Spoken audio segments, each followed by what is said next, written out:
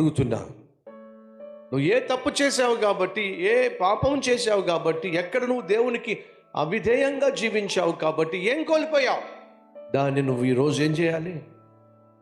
ప్రభు సందుకు వచ్చి క్షమాపణ కోరి, ప్రభా నా గర్వం వల్ల, నా ఆవేశం వల్ల, నా కోపం వల్ల నా ఇంట్లో సమాధానం కోల్పోయా, నా భర్తతో నా భార్యతో సత్సంబంధం కోల్పోయా, నా బిడ్డలను దూరం చేసేసుకున్నా, ఆత్మీయతను పాడు చేసేసుకున్నా, ఉద్యోగం పోగొట్టేసుకున్నా, ఆరోగ్యం చెడగొట్టేసుకున్నా, చేతులారా వచ్చేటటువంటి రాబడి నేను చేతులారా దూరం చేసేసుకున్నా. దానికి కారణం నా లోపమే, నాలో ఉన్నటువంటి పాపమే.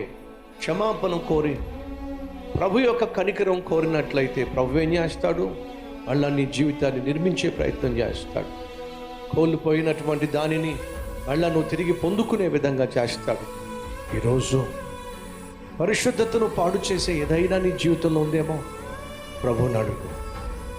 ప్రభా, ఎక్కడ నాలో బలహీనత ఉంది, నాకు విజయం దయచేయాలి, సమాధానం దయచేయాలి. రెండు చేతులపై